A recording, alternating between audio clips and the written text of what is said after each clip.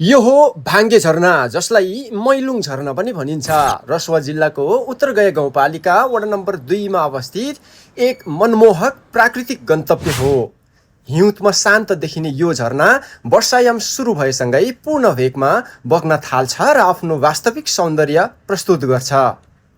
पछिल्लो समय काठमाडौँ सहित देशका विभिन्न जिल्लाबाट यहाँ पुग्ने आन्तरिक पर्यटकको सङ्ख्या बढ्दो छ।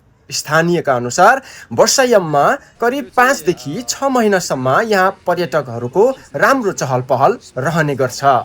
यो भिडियो तयार पार्दासम्म झरनासम्म पुग्ने सडकका केही भाग ग्राभेल छन् भने अन्तिम करिब 5 किलोमिटर उकालो र केही ठाउँमा खाल्डाखुल्डी भएकाले यात्रा केही कठिन छ।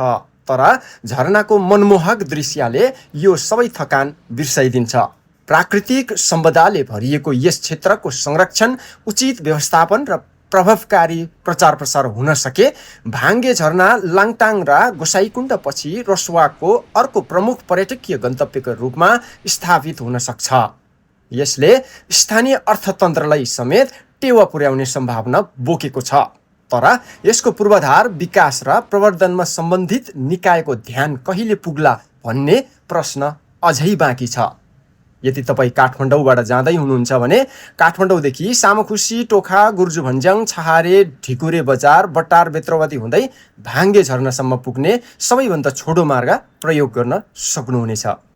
बाटोको कुरा गर्नुपर्दा चाहिँ 4 किलोमिटर जस्तो चाहिँ अलिकति घुमाउरो अनि अफ रोड रहेछ। तर पनि जहाँ चाहिँ अलि अप्ठ्यारो बाटोहरूमा हुन्छ नि, अलि उकालो एकदमै खाल्डेङ खुल्डेङ त्यस्तोहरू चाहिँ ढलन गरिसकेको रहेछ। अब केही वर्षपछि अथवा केही समयपछि नै यो ठाउँ एकदमै राम्रो विकास हुन्छ भन्ने चाहिँ आश गरेको छु।